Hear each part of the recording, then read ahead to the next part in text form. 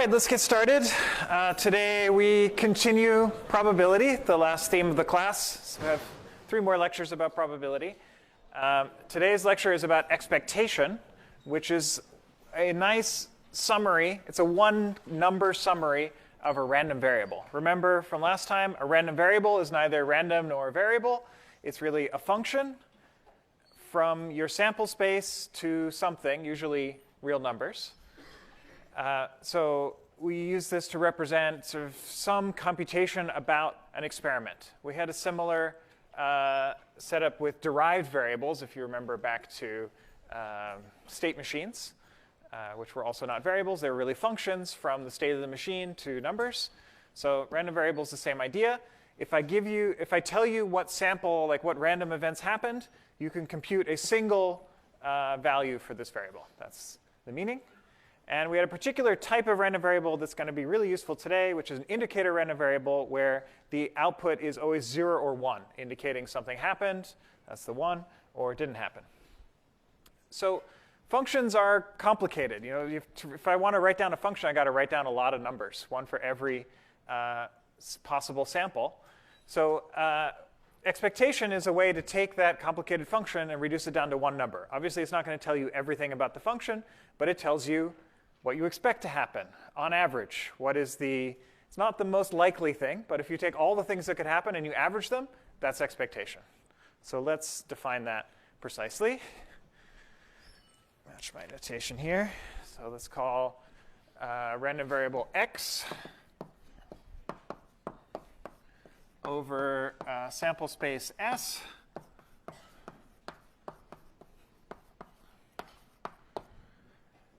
Then the expectation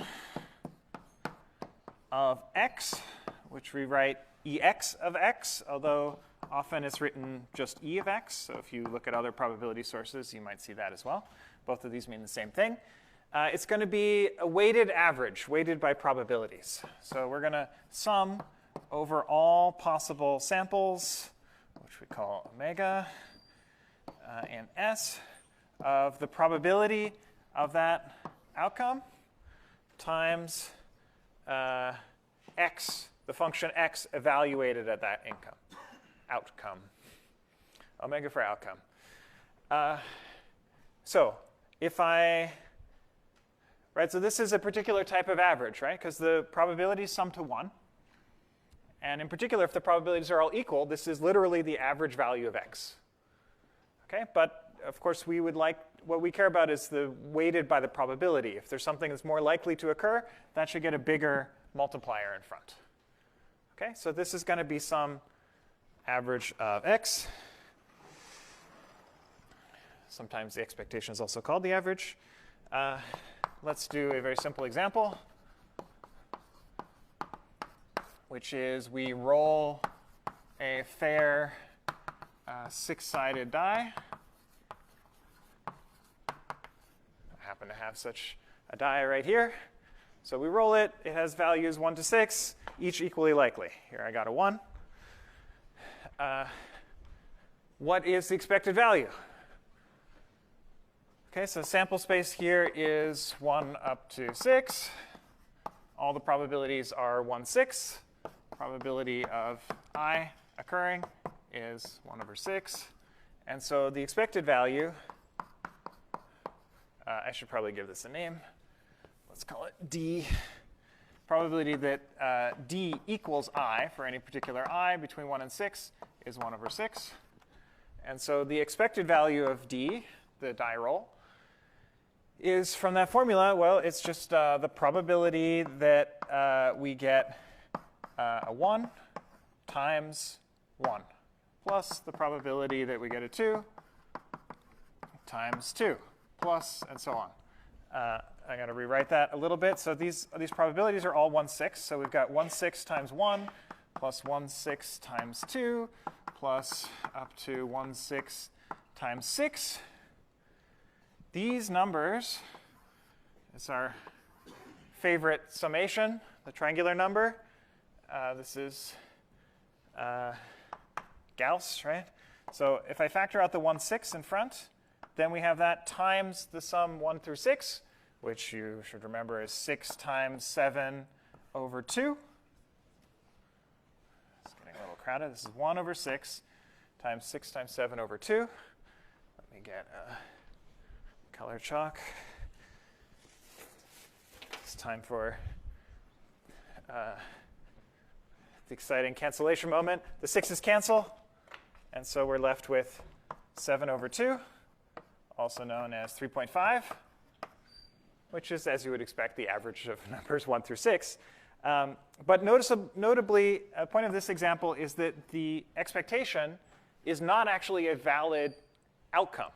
You never get a 3.5 on a die. But you get 1, 2, 3, 4, 5, and 6, and the average of those is 3.5. Okay, so don't expect the expectation to be an actual point in an actual value that x could take on. All right, let's do a more interesting example, which we're going to use a lot. What if I have an indicator random variable, also x, call it I, for event A? So remember, this means I is 1 if event A occurred, if the sample that happened is in A, and it's 0 if A did not occur. Okay, so let's try to compute the expected value of I. Okay, so this is a little tricky with this formula because S, even though I only takes on 2 values, S can be size 1,000,000. Who knows? There's a lot of different random outcomes that could happen, and then I kind of projects them all down to this very simple 0, 1 space. So I'm just going to write the definition first. Omega in S, probability of omega times I of omega. But this thing is either 0 or 1. So this is a summation, and we remember one of the techniques for dealing with summations is to rearrange the terms in some useful way. And given that every term here is either multiplied by 0, in which case it disappears, or multiplied by 1, let's maybe collect like terms. So we can split this summation into 2 parts. There's the sum where W is in A complement, probability of omega times 0, because I of something in A complement here is 0. Or it could be omega inside A without the complement, and then we get probability of omega times 1. So these disappear, and we're just left with, and the 1 cancels, or doesn't do anything. So we get the sum of omega in A times probability of omega. And this is our definition of probability of A. So that's nice and simple. Another way to write this that's more directly about I is this is the probability that I equals 1. So the expected value of an indicator random variable is always the probability that that indicator random variable equals 1. This is just a fun fact. Because I only takes on 0 and 1, the zeros disappear from the expectation formula, and the 1s basically add up just the probabilities of the event occurring. Okay, we're going to use this fact several times today. So it's an example and a useful lemma. All right, probability, I'm told, was originally invented to analyze gambling. So let's put that to good use and do some gambling. So let me define a game, and then I'm going to need a couple volunteers to play this game with me. It doesn't have a fancy name. We're just going to call it the gambling game. So we're going to have 3 players.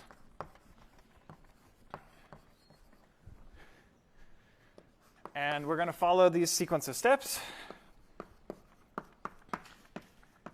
Everybody has some pile of money, which we're going to represent by candy. But I'll write it as dollars. So every round, every player puts $2 into a shared pot. Then each player picks heads or tails. You may have played this game in the single-player version, where you just try to guess the outcome of a coin. Then we're going to flip a fair coin. Okay, with multiplayer, it's more interesting, let's say. Now, we could have multiple winners, right? Maybe 2 people guessed heads, and the outcome of the coin was heads. Then what we're going to do is take the pot of money that everyone added to and evenly distribute it among the winners, among the people that guessed the coin outcome correctly. So we split the pot equally among winners. There's one special case, which is maybe no one guesses the correct value. In that case, we'll also equally split the pot, which is equivalent to just giving your money back and trying again. So we're going to play this game many rounds. And your goal is to, of course, maximize the amount of money you get. Who would like to play this game? Oh, so many people. All right. I'm afraid it's only a 3-player game. So I'm going to pick Jenny, my accomplice, and how about you? Yeah. No, totally fair game. Don't worry. What's your name? Cleo. All right. So everyone, welcome Cleo and Jenny to the stage. Yeah. I want you to be in like equally hard and good position. So we're going to put you in the middle. The CLEO. Yeah. All right.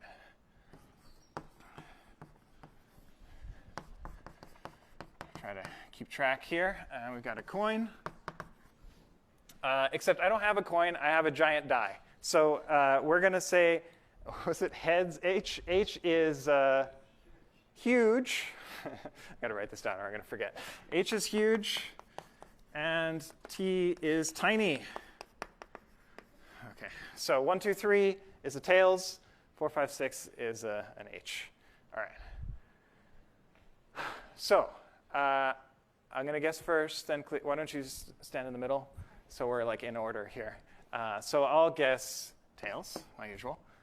Heads, tails. OK, now let's roll this die. That doesn't feel very fair, but OK. Well, I'll do different types of rolls. So we got a 4, which is H. Oh, Cleo wins. Oh, I forgot to distribute the money.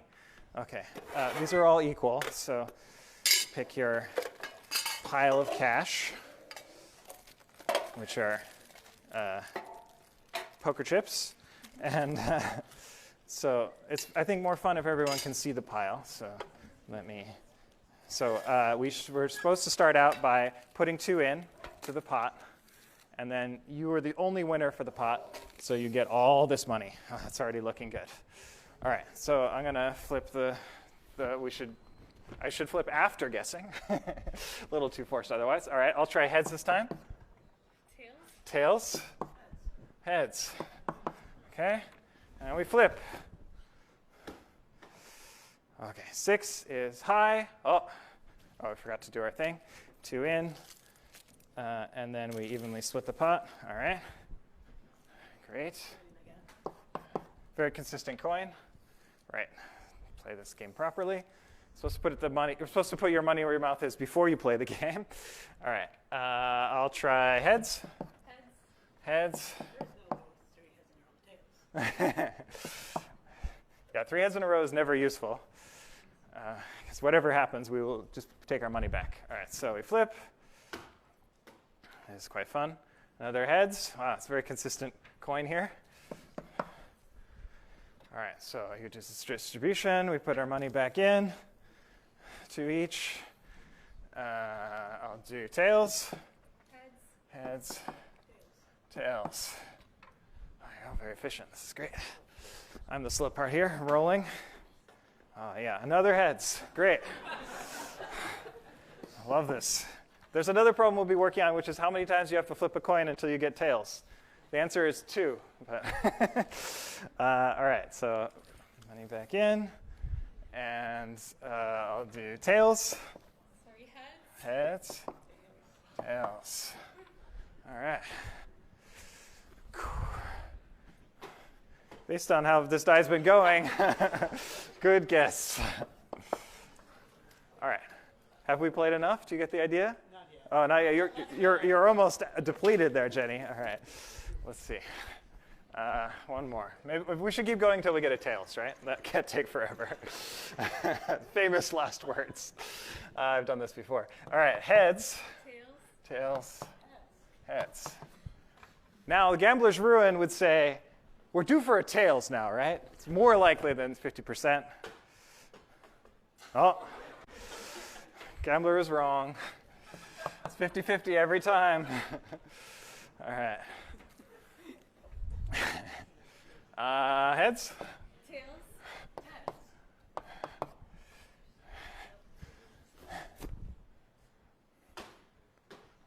Heads. Yes! Finally a tails. All right. Cleo here has won basically all the candy. You can take as many as you like, because I'm actually lactose intolerant, so I can't eat these. So both of you are welcome to take as many as you like. So that's the gambling game. Now, is it coincidence that Cleo won and I lost? No. Jenny was picking the other one, the other from you, indeed. Very observant. This is why Jenny was so fast at guessing. Jenny's one of our TAs, by the way. That's how I convinced her to cheat. But she cheated in order to destroy me. So there's this fun strategy, which is if you guess the opposite of one of the previous players, which if you guess in sequence like this is easy to do, Cleo could have done it. Cleo actually did it most of the time. I think there were only a couple times, one time when we matched. And that's a good strategy. In particular, well, let's analyze, shall we? How do we analyze a game? Like this, so small, we just draw the decision tree, or the probability tree. All right, now it's a little bigger than some of the ones we've done. Luckily, the whole thing is symmetric. It doesn't really matter which one you do first. The whole thing is symmetric. So I'm going to do it in the order of, let's branch on what player 1 does, player 2, player 3, and then what the coin does. And then we're going to get some outcome, which I'll define in a second. So it turns out whether the first player guesses heads or tails, because the coin is random, it's going to be symmetric. So let's just ignore the whole right half of the space and pretend we're in this left half. So suppose I always guessed heads. Or somebody always guesses heads. I think it's probably going to be me that I care about. Yeah. Then player 2 guesses heads or tails. Now, we haven't said what the probabilities are here, right? I was trying to be roughly 50-50, but I wasn't flipping a coin each time to decide how I should guess the coin. I was just making some arbitrary choice. Cleo was making some arbitrary choice. Jenny was making some less arbitrary choice. And then the coin, this part is random. So this one is 1/2 either way. So that's helpful. And then we get some outcome, which I'm going to measure the net for player 1. That's this number. And I wrote it down here because it's very easy to get these wrong. So the first case is that we all guessed heads, and then it doesn't matter what we do. Just our money's going to go back, or the pot's going to go back to even distribution. Whether we win or lose, the money goes back to where it started. So the net for player 1 in particular is 0.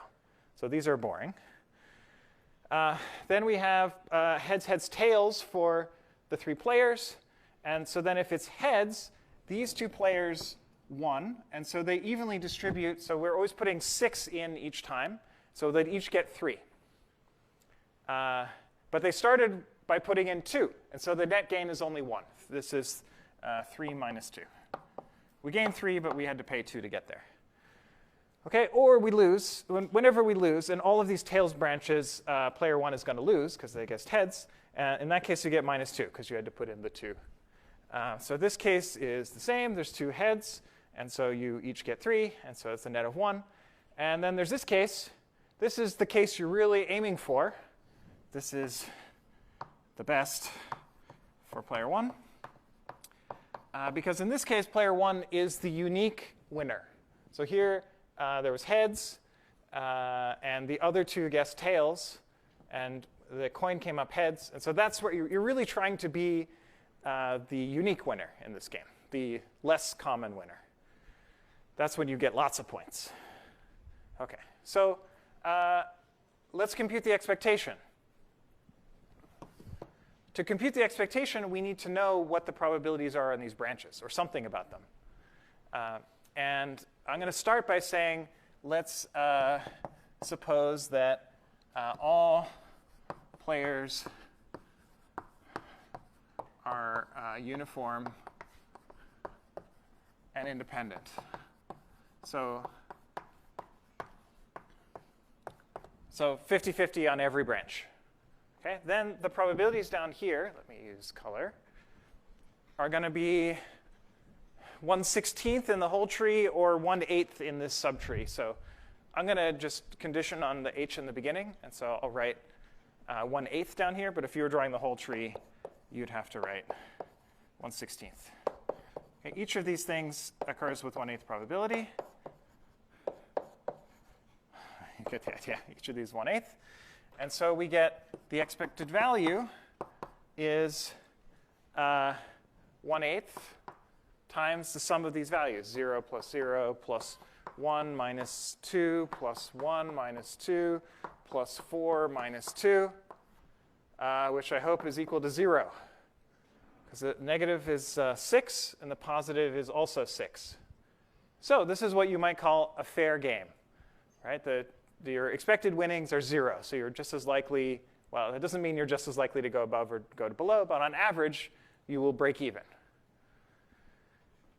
OK, but that's not what we did.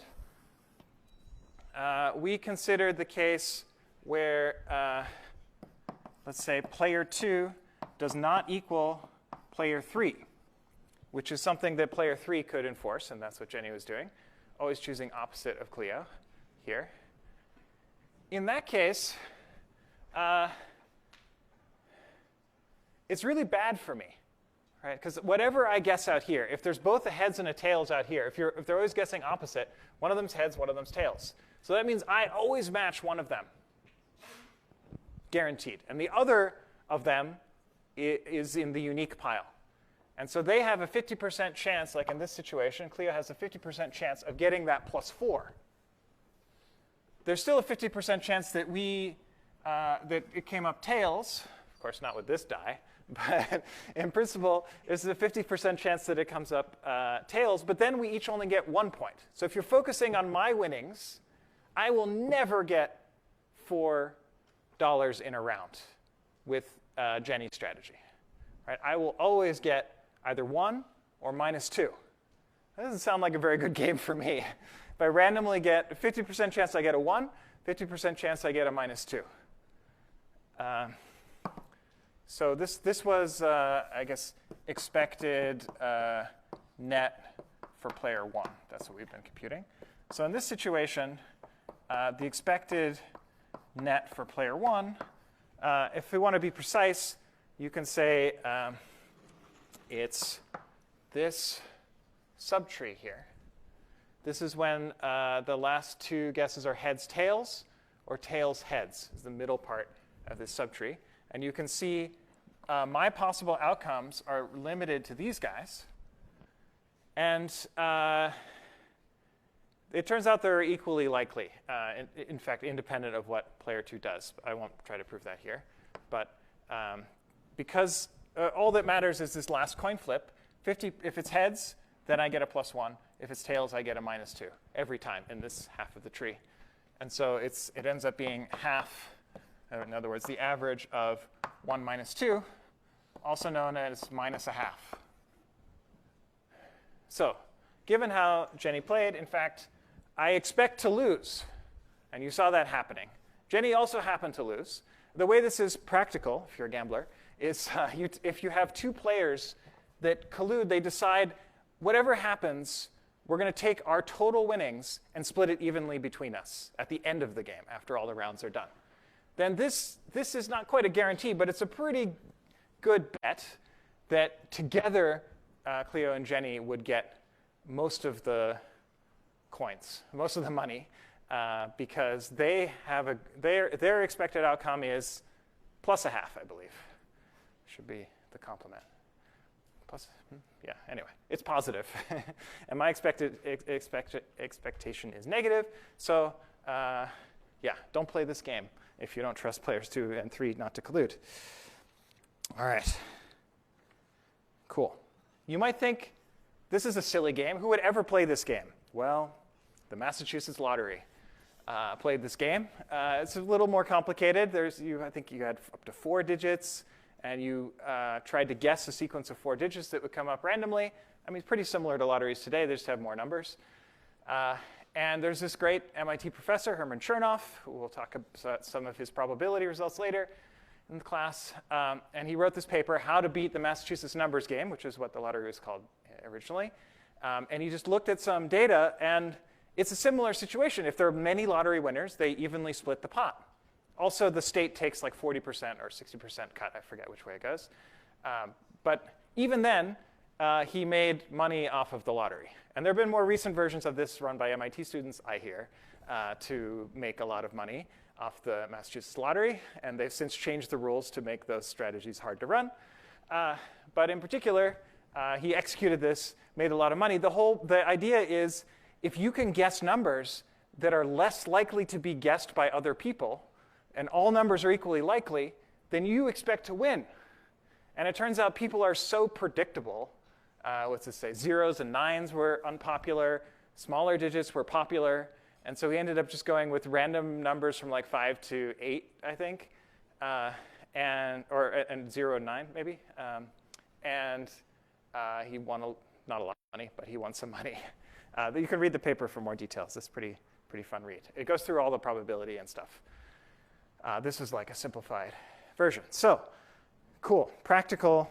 Now you know how to make money.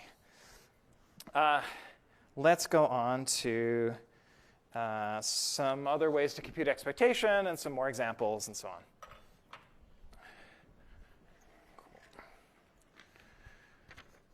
All right. We talked about, so here we computed, if we roll a single 6-sided die, the expected value of that single die is 3.5. What if I rolled 2 dice, A and B, and I want to know the expectation of dice A, die A? Should also be 3.5, right? If I roll 2 dice, it shouldn't change anything. But if I computed it explicitly in this way, it would be really tedious because the sample space would go from 1 through 6 to 1 through 6 squared. So now there's 36 different possible outcomes, and for each of them, I need to like write down a term and add it all up. It will come out to 3.5, but that's super annoying to do. So here's a nice theorem that makes it easy to do this with 6 terms instead of 36 terms. If I have a random variable x and I want its expectation, this is equal to the sum where x is in the range of big X, of probability x equals x times little x. Let me erase this.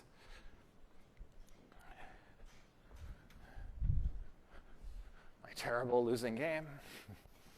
How many coin flips till tails? 1, 2, 3, 4, 5, 6, 7. All right, keep that in mind, 7 coin flips to get a tails.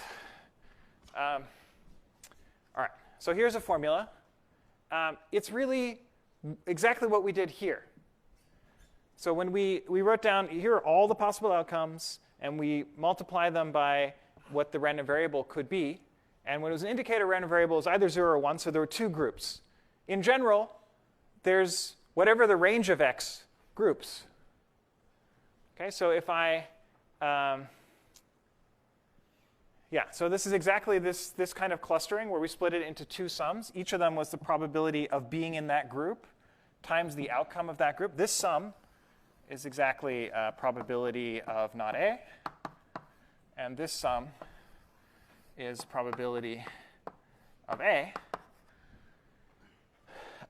And in general, if we split into not 2 groups, but all the different possible values of big X, it could be little x for every little x in the range of big X, then we get a sum of probability of outcomes, which is exactly the probability that big X equals small x. And then we multiply that by small x because that's what we have in the definition of expectation. Okay, so this is an easy theorem. I won't write down a proof because it's this thing generalized a little bit. And let's do an example. be on a different board.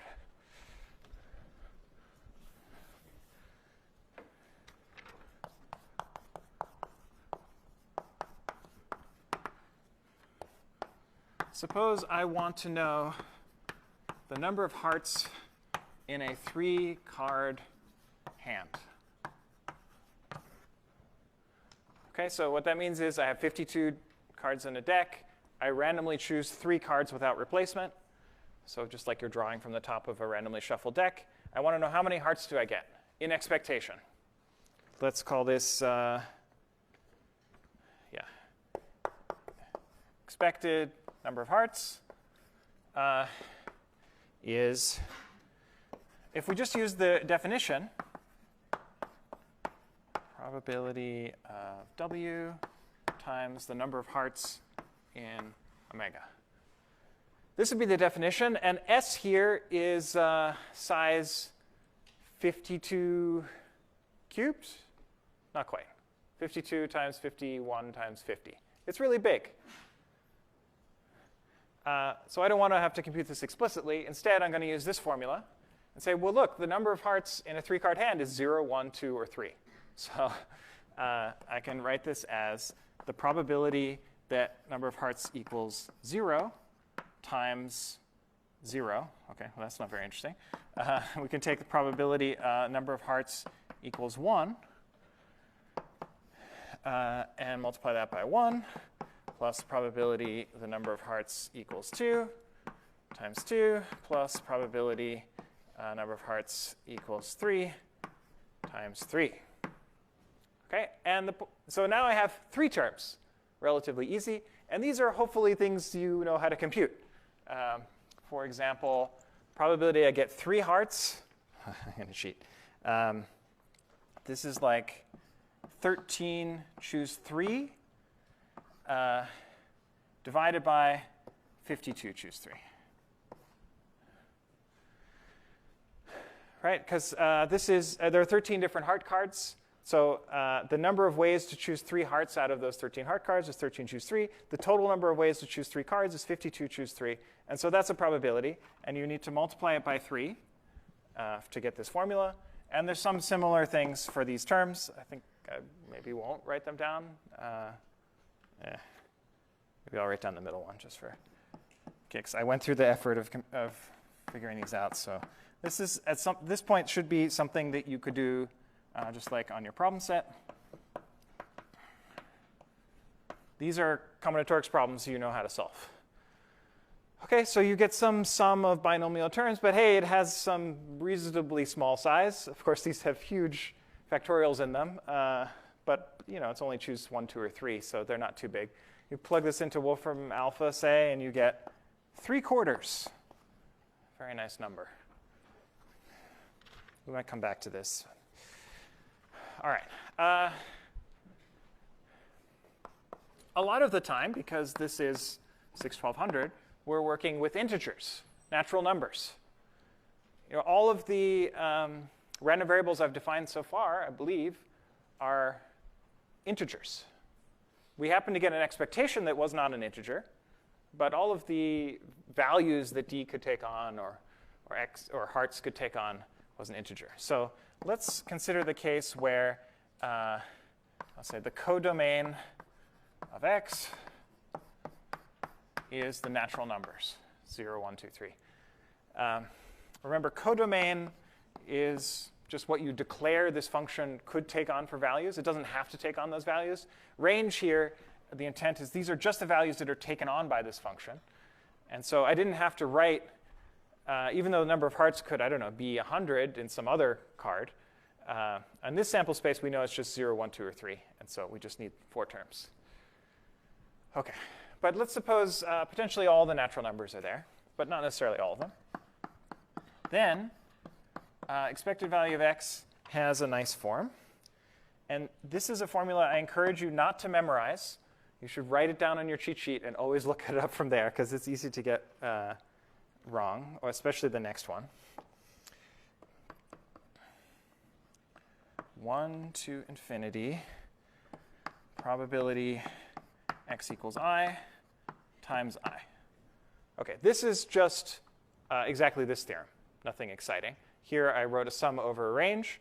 Now I'm writing a sum over an explicit range. The one clever idea I had is skip 0, because the 0 case is going to get multiplied by 0, so that never matters.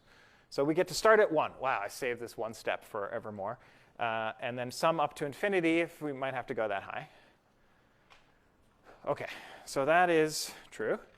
But there's an even cooler form, which is sum I equals 1 to infinity of probability of x greater than or equal to I. Or there's no I here. I equals 0 to infinity probability x greater than I. OK, so this part is just this theorem. This step is I just changed greater than equal to greater than and changed where I started I. So here it started I 1, and here it started I 0. And so here I'm effectively adding 1 to I, and so I get to do, or subtracting 1 from I, so I do greater than instead of greater than or equal to. So these two arrow equalities should be obvious. And this one is the interesting one. So let's prove that.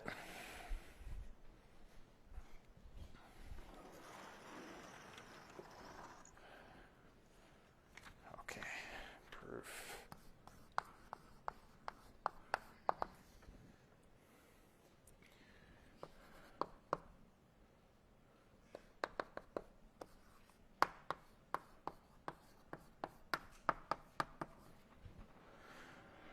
OK, I want to compute this sum and claim that it equals this one. And I'm going to do it by writing it in kind of an obvious way. First, I'm just going to write out the infinite series with dot, dot, dot. So we've got x greater than or equal to 1 plus x greater than or equal to 2 plus x greater than or equal to 3. Just give me a moment, and I'll write all the remaining terms. It might take a while. And now I want to expand these out into separate pieces in terms of x equal I. Okay, so this is what is the probability that x is greater than or equal to 1, given that, again, that they're all natural numbers. We know this is probability x equals 1 plus probability x equals 2 plus probability x equals 3 plus, and so on, up to infinity. OK, what's this one? Well, same thing, but starting here. Probability x equals 2 plus probability x equals 3 plus, and so on.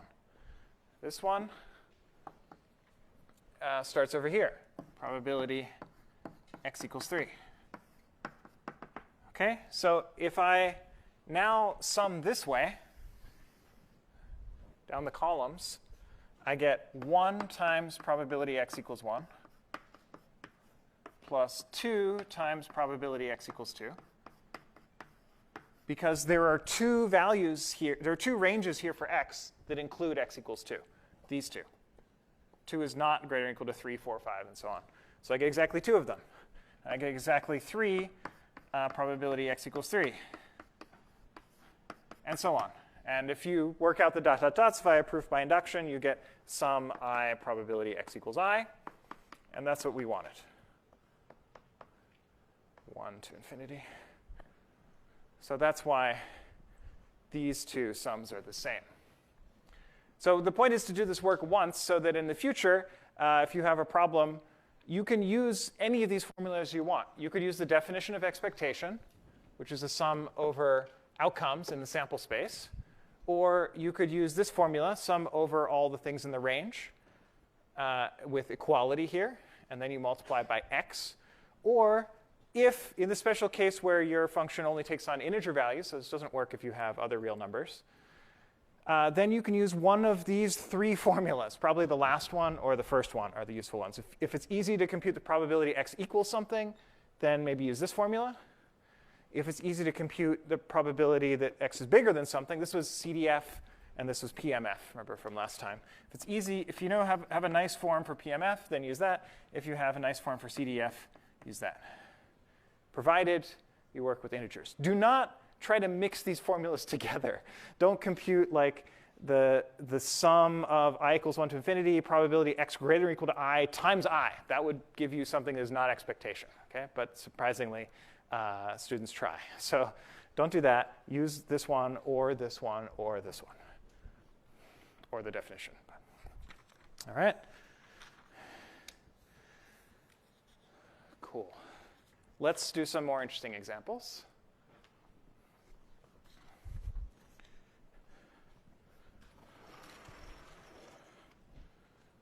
Lonely brace.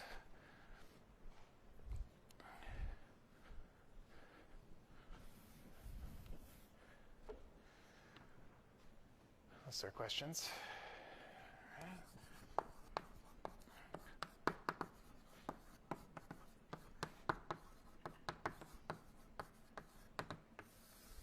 Next problem is called mean time to failure. It's a little negative. You can use it to compute successful things as well. It's related to this problem of how many times, it is essentially this problem of how many times do I have to flip a coin until I get tails, or until I get heads, either way. I'll write it as heads because that's what my notes say.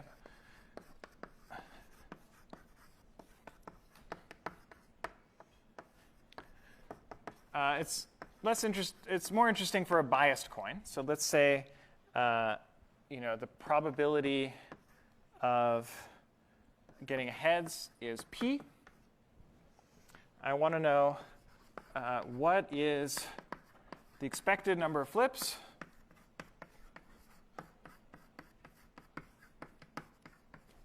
until I get heads. Okay, so you could use this if you're analyzing coin flipping, but you can also use it for things like my laptop. Every day, there's like a 1 in a million chance that the hard drive dies or something. So how many days do I expect until the hard drive dies? Hard drives are usually designed and engineered to last like, 5 years or so, and then all your hard drives, that's for spinning disks. SSDs are probably different. They depend on usage. So that's, that's something you might care about, and that's why this is called mean time to failure. It could be something more positive, like maybe you have an algorithm, you're doing randomized algorithms in the future, and you have an algorithm that either solves your problem with some probability 1 minus p, so with probability p it solves your problem, and with probability 1 minus p it says, I don't know. There are lots of algorithms like this out there. How many times do I have to run this algorithm until it actually gives me an answer? So I can run it, and it might say, I don't know. But if I run it again, it might then solve the problem, depending on the random coin flips that it does. So then it's mean time to success. How many times do I have to flip this coin? Do I have to run this algorithm, given some probability of it succeeding? That's p. How many times do I have to keep going until I get a successful answer? Lots of other examples. We will get to them in a moment. Now, our traditional approach to solving tough problems like this is to draw a tree. In this case, the tree is infinite, so that's going to be a little harder to draw. We have p versus 1 minus p. Whenever we get a heads, we stop. But this tree keeps going off to the right. Okay, so that's, maybe let's not look at the infinite tree. Let's use some formulas. So I'm going to call this number, the number of flips, I'm going to call f. And then we want to compute, remember, f is a function. So there are various outcomes here which correspond to the executions, various numbers of flips. It's going to be tails, tails, tails, tails, tails, I times, and then heads. Those are the various outcomes that could happen, because we stop whenever we get a heads. So it could be 0 tails and then heads, 1 tails, then heads, and so on. So that's our sample space. And then f is a function that maps that sample space to count how many total flips were there, heads and tails. So it's always going to be at least 1. And then so f is a function, can take on some integer value between 0 and 1, I guess, and infinity. And now we're going to reduce this to a single number via expectation. What is the average number of flips that we expect to take? So that's expectation of f. Now, we will use our latest and greatest formula, this one. Let me memorize it for a second. It's just sum of x greater than I. I've already forgotten it. It's too far from over there to over here. Was it probability f is greater than I? I hope. Yes. OK, so this is that CDF. And I claim this is not too hard to figure out using what we know, because we're assuming each flip is independent from subsequent flips. Like the flips of this coin are mutually independent. It's not some magical coin that always comes up heads or always comes up tails or something. Well, that would be represented by the p. But there's no correlation between the different flips. So for there to be at least greater than I flips before I get a heads, that means that the first I flips are tails. These are equivalent events. This f greater than I is the same as first I flips are tails. Right? And then after that, I don't know, might get a heads right away. Then f is I plus 1. Or it might take longer. But f being greater than I is exactly this situation. So what is the probability that the first I flips are tails? 1 minus p to the I. I saw you whispering it. I feel like, yeah. Cool. Now, the hard part is working out this sum, or remembering what this sum is. Right? This is a geometric sum. Right? So 1 minus p to the I, because this is the chance of getting a tails, and then they're each independent, so we just take the product by a product rule. This is a geometric thing. Sum of x to the I from I equals 0 to infinity is 1 over 1 minus x. So this is 1 over 1 minus x here is 1 minus p. So 1 minus p, that's also known as p. So this whole thing is 1 over p. Amazingly simple formula for the mean time to failure. This is why mean time to failure is such a famous example, because it has such a beautiful solution. So if I'm flipping a fair coin, 50-50, p is a half, I expect to have to flip it twice to get a heads or tails. Now, reality is not equal to the average, sadly, so I had to flip 7 times to get a heads or tails. But you know, if I was gaming for heads, it would be very fast. It happened in the very first step. So that's the expectation. It doesn't tell you everything about the distribution. This distribution has a name.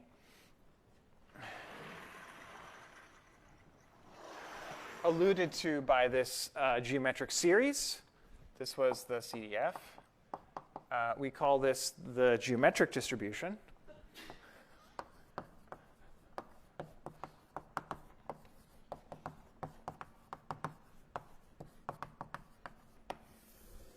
It comes up somewhat frequently in real-life distributions.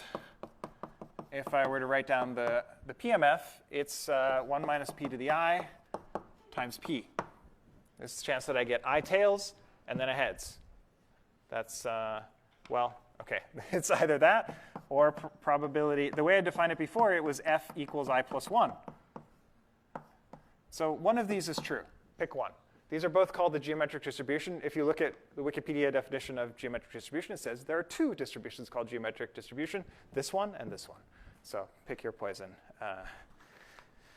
Both are called that.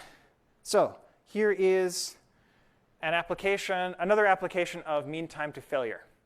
I don't know about you, but I like collecting things. Everyone likes collecting something, right? To me, the epitome of collecting things is gotcha. Oh, that's the video game version of gotcha, where you're collecting characters in a video game.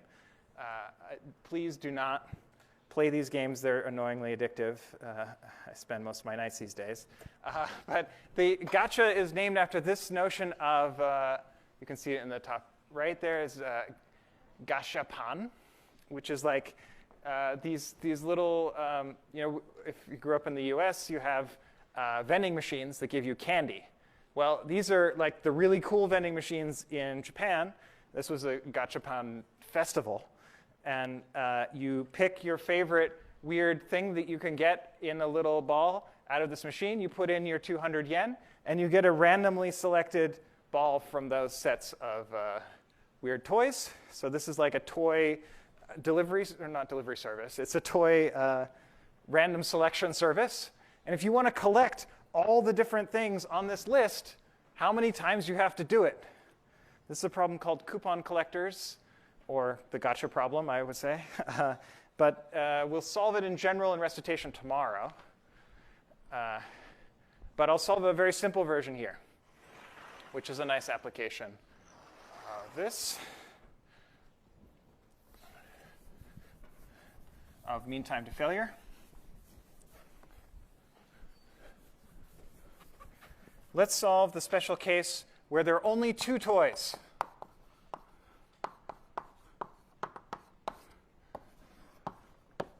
Gotcha. Gotcha is the sound that when you crank the things, like gotcha, gotcha, gotcha, pong, is when the ball drops down.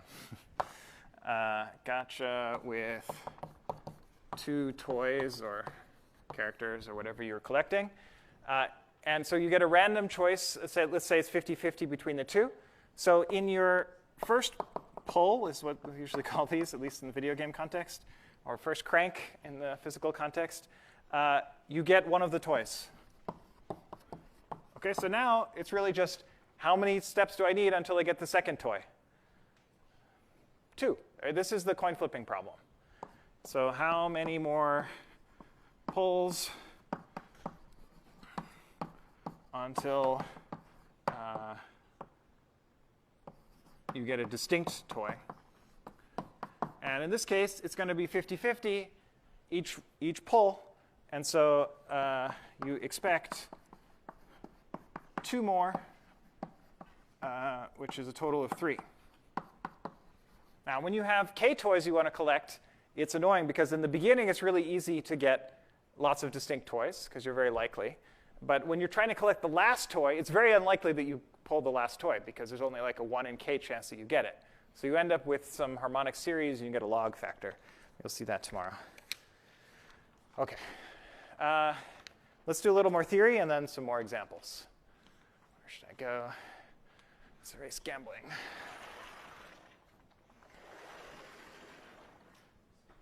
I feel like I should have a disclaimer. Please don't gamble. It's not good for you.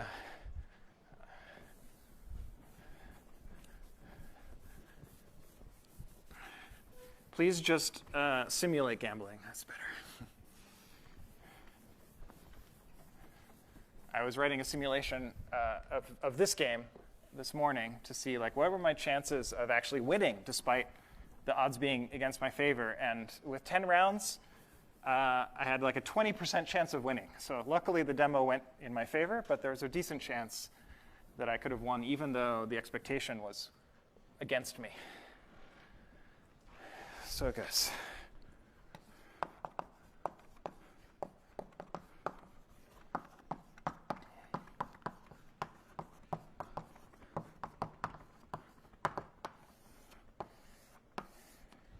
If there is one thing in this class that you remember about probability, I suggest linearity of expectation. It is simultaneously the coolest thing, in my opinion, about probability and the most useful thing for solving problems.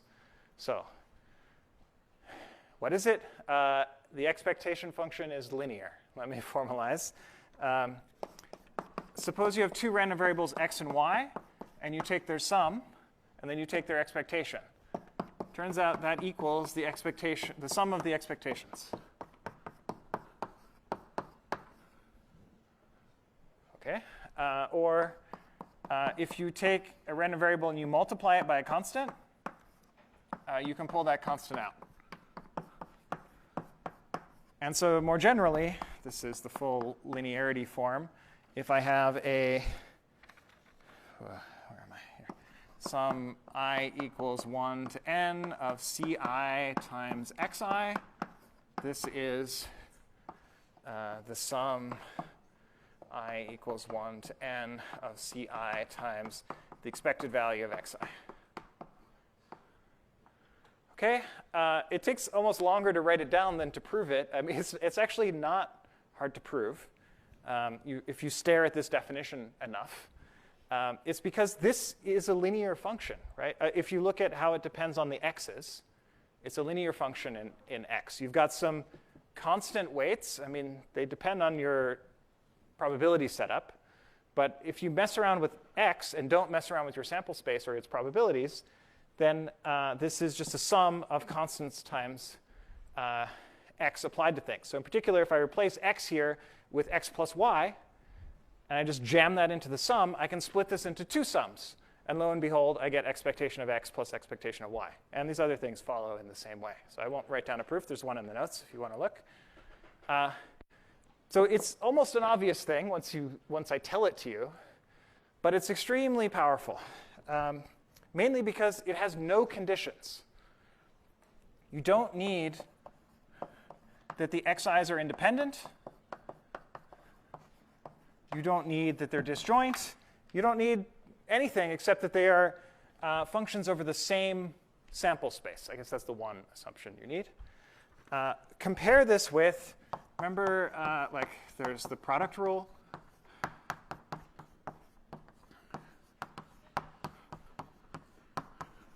This only works if A and B are independent. Or there's the sum rule. We use these all the time, but you have to be very careful when you use them. You have to check, are those really independent? For the sum rule, it only works if A and B are disjoint. So like when we do law of total probability, we're using this all the time, but you have to be very careful that you use it correctly. Whereas linearity of expectation, you don't need to be careful, other than making sure you define your random variables well. Okay, let's do an example. Common one in games, gambling games and other games, dice games. Let's say we roll two fair, six-sided dice. What is the expected value of the sum? Well, the expected value of the sum is the expected value of the individual parts. Let me rewrite this as instead of words, let's use some notation. Let's say D1 is the random variable that just gives me what is the value of the first die, and D2 is the random variable that gives me what's the second value. The sample space here is a pair, an ordered pair of the first die comma second die. So this extracts the first part, and this extracts the second part. The expected value of this sum, by linearity of expectation, is the sum of the expectations. And we already did this example, right? This was 3.5, 3.5. So the total is 7. Easy. And what's cool is this didn't even need that the dice were independent. You could glue the dice together so that they always roll together. As long as that doesn't change the probabilities of the outcomes, which is maybe a little questionable with gluing. But imagine, I don't know, they're quantumly entangled, and however I roll this die, the other one comes out the same way. This will still be true. It changes the distribution, but it does not change the expectation, which is cool. All right, so we just needed the probabilities of each outcome were equal to get the 3.5. Question? Gluing dice together. I'm imagining, like, if I take two dice, I glue them together, then when I roll that unit, however the first die comes up, it forces the other one to come up in a particular orientation, right? So they're literally tied together so that the D1 determines D2 if they're glued together. But this formula applies in that situation, provided it's still equally likely that you get 1, 2, 3, 4, 5, or 6 for each die individually. OK. It's maybe a little clearer with coins. If I glue two coins together, then whichever one comes up heads, the other one also comes up heads or comes up tails, depending if I glue the head sides together or heads to tails. All right. So I want to do more cool examples. and they illustrate how to use linearity of expectation with a, like the key to using linearity of expectation is this technique. If you want to compute the expectation of some random variable, decompose that random variable into a sum of other random variables, possibly indicator random variables. Okay, you see it here already. I mean, we said, what's the expectation of the sum? Well, let's decompose that into the first die and the second die. And then the sum is the first one plus the second one. And then we could split it up using linearity of expectation and then compute each of these individually instead of having to look at the giant sample space, which is the pairs of die rolls. Okay? So this is a technique we're going to use now several times, whatever remains of our time. So first example.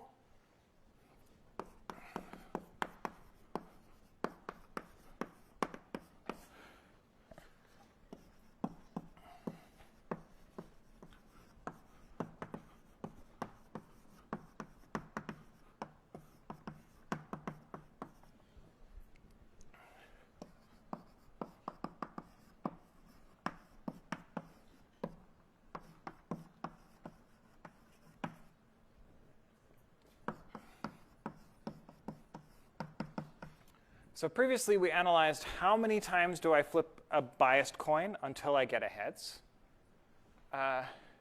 Now, let's suppose I want 2 heads. Natural generalization. This seems quite a bit harder because you keep flipping, and then at some point you get the first heads. You keep flipping, at some point you get the second heads. OK, well, that sounds kind of like 2 steps. There's how many times do I flip until I get the first head. And then there's how many more times I have to flip until I get the second heads. Both of those problems sound like mean time to failure. So let's write that out carefully with random variables. So let's call this number of flips f. Then f equals f1 plus f2, where f1 is the number of flips from the beginning until we get the first head. And f2 is the number of flips starting after the first head until the second head. Okay, so to be precise, the sample space here is strings of h's and t's where there's exactly 2 h's and the last character is an h. Right? Because I keep flipping heads, tails, heads, tails, heads, tails until I get the second h, then I stop. So that's my sample space. And f1 is just counting how many flips are there up to including the first head. And f2 is counting how many flips are there starting right after the first head and counting up to and including the second head, which is the end of the string. So together, f1 and f2 count the total number of flips, right? But crucially, f1 and f2, if you think about it, are exactly the mean time to failure problems. Because they were counting, I mean, f1 is most obvious. It's how many flips do I do until the first head. So we know here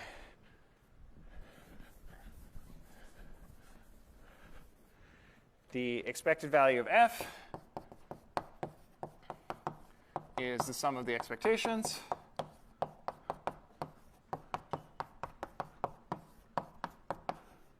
F1 is almost literally the definition of mean time to failure. So it's 1 over p in expectation.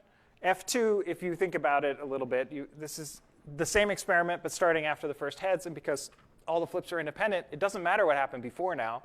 It's still going to be the same situation for F2. And so the expectation is 2 over p. Almost as simple. And in general, if I want k heads, then the expected number of flips I need to do is k over p by linearity of expectation. Beautiful. So simple. OK. Let's do another coin flipping example.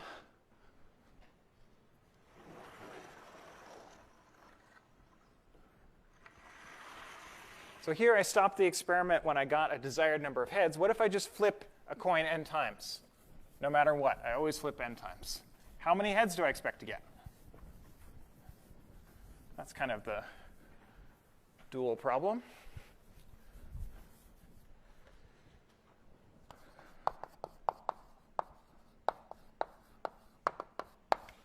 What do I want to do? Let's do biased again. And biased coins, again, independent.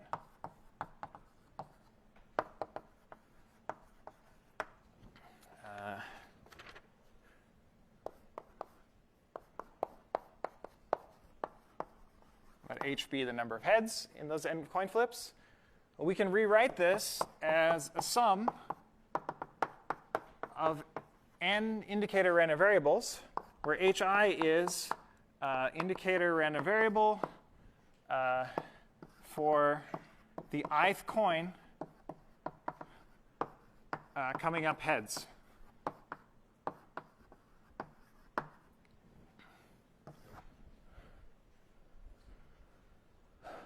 OK, so expected value of h by linearity is the sum of the expected values of the hi's.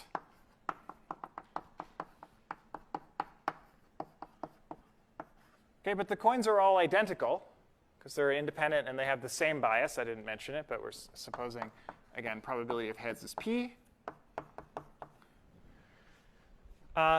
So this is just going to be n times the expectation of hi, because they all behave the same.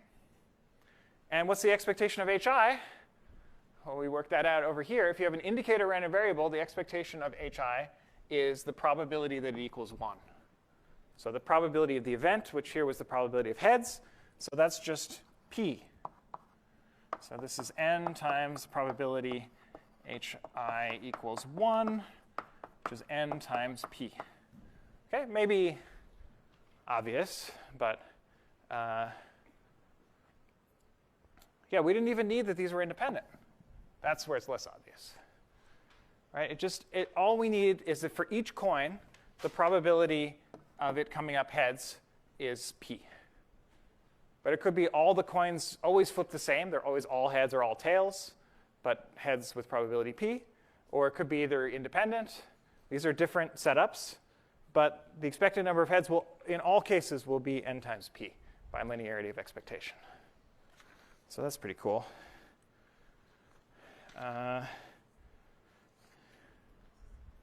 You can do a similar trick for, did I erase it? The hearts problem. I think I erased it.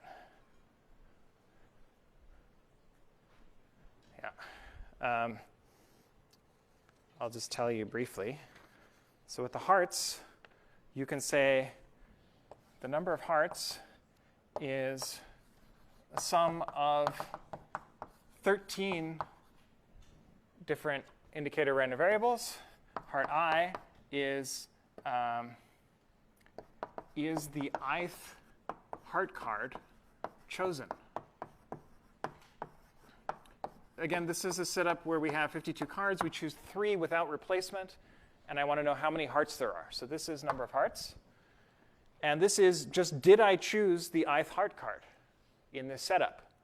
So of course, the number of hearts is exactly the sum of 1 for every heart card that I chose. So this is like ace, and this is king. And I've got all the ones in between. So this is, whereas here was the ith coin flip or whatever. Here's the ith heart that we potentially choose. And the probability of choosing a given heart is easy. It's not so easy. It's some small expression.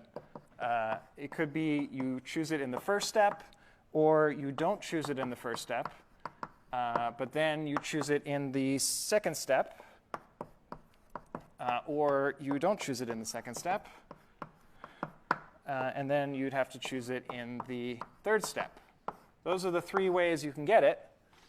And conveniently, all the hard numbers here cancel. This is exciting. And you get 2 over 52? 3 over 52. I can count. So you add them up, 13 of them, and then so you get 13 times 3 over 52, and that's 3/4. So kind of nice. No binomial coefficients required. All right, one more pair of examples.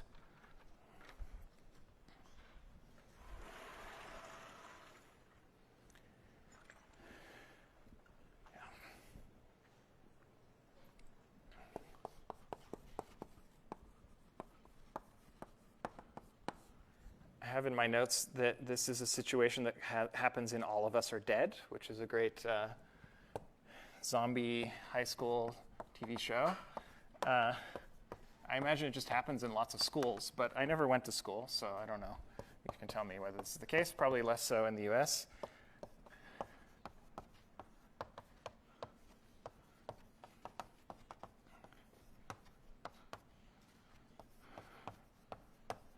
Maybe less so when you're older, maybe when you're young, and you have a phone. You have to submit your phone when you arrive at school. And here's the weird part, and this is maybe only in a zombie scenario. At the end of the day, phones are returned uniformly at random. I hope this didn't happen to you. How many people get the right phone? Natural question.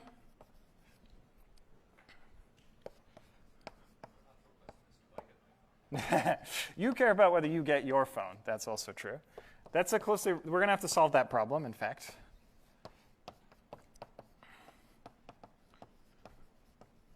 Okay, so assuming here there's a one-to-one correspondence between phones and people, no co-ownership.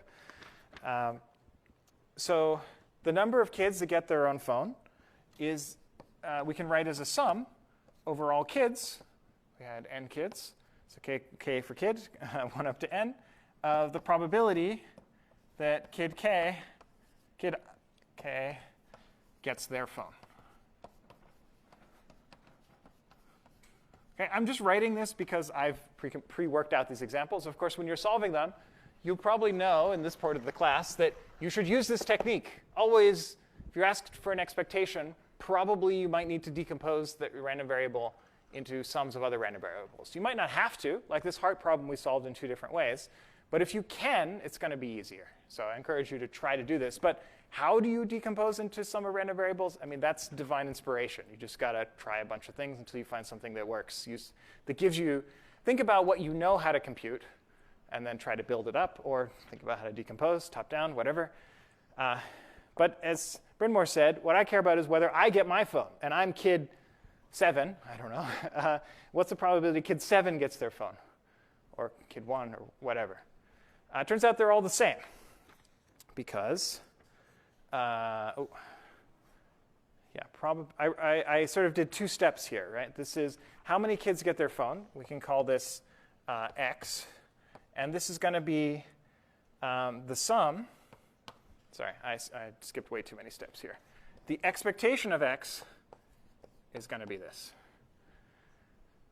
But the number of kids that get their phone is going to be equal to the sum of xk, equals 1 to n, where xk is an indicator random variable for whether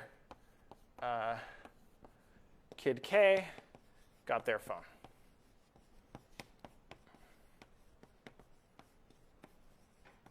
Okay, this is important because this was a random variable. So if I'm going to write equals, I should have some random variables over there.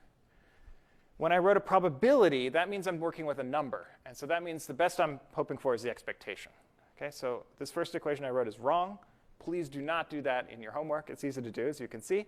But if you should first set up the random variables, which are functions, decompose them into sums of other functions, and then say, OK, let's compute the expectation, use linearity of expectation. This is equal to this, by linearity, the sum of the expectations of the xi's. And then by the properties of indicator random variables, the expected value of an indicator random variable is the probability of that event. OK? So then, what's the probability that kid K gets their phone? Well, how many different distributions are there of the n phones? Help me out.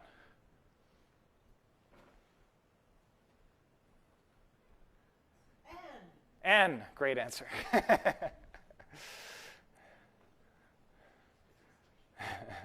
N different ways. There's n different possibilities for the first kid to get their phone back. And then factorial, yeah. There's n factorial different distributions of the phones. Oh, you said n really loud, which is n factorial. Thank you. Bad pun. So that's the denominator. Right? Those are all the possible rearrangements of the phones to the kids. N, very emphatically. And then how many are there where kid K gets their phone? Well, this is easy, right? This is just saying, well, kid K gets their phone, and then among all the other n-1 phones, they're whatever they are. How many different ways are there to distribute those phones? n-1! Hopefully I didn't max out the mic. OK, n-1 factorial over n factorial. Oh my gosh, such big factorials. But basically everything cancels, and this is 1 over n. OK, 1 over n summed n times, that's 1. One kid expects to get their phone back. OK? And hopefully it's Bryn Mawr. Who's the? I mean, it doesn't mean that one person will get their phone back. Maybe none of them do. Here's a related game. Suppose n diners put their phone singular on a turntable, sometimes called a Lazy Susan for distributing food if you're eating family style. And then you spin the table, spin uniformly at random.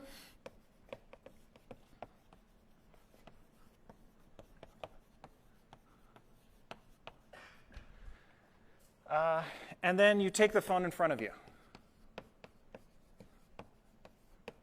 Let's assume that this is a discrete table. So when you spin it, there's only n different rotations that could come out. And so there's always a phone immediately in front of you. This is a different way to be terrible with phones. In this one, anything could happen. It could be no one gets their phone back. That's not quite what you expect. You expect one person to get their phone back. Or it could be everyone gets exactly their phone back. If you do it randomly, anything's possible. It's just a 1 over n factorial chance that any particular outcome happens. Here, it's actually guaranteed either everyone gets their phone back or no one does. Right? Because if I rotate by 0, then everyone gets their phone back. If I rotate by any other amount, then everyone gets a different phone. So it's a different distribution. It's a different probability setup. But the expectation is the same. Expected number of matching people phones, whatever, matching phones. It's still 1. Here it's really easy to compute because there are only n different outcomes. And in one of those scenarios, you get, so 1 over n chance, everyone gets their phone back. And in all other scenarios, no one gets their phone back. So that disappears. You get 1 over n times n. You get 1. That's sort of by the definition of expectation, how to compute this. But you can also set it up in exactly the same way. You can say, well, you could sum over all the diners and check what's the probability that a particular diner gets their phone back. But now you don't have to do this n minus 1 factorial over n factorial. It's just 1 over n by the setup. That was this term here. So this is also the probability of xi. And so you can also do it with linearity of expectation. So this is a funny scenario where I have two rather different setups for redistributing phones. They have very different behaviors, but in expectation, they're the same. So expectation doesn't tell you everything about the distribution, and in the next couple of lectures, we'll talk more about understanding the rest of the distribution beyond just the mean. All right.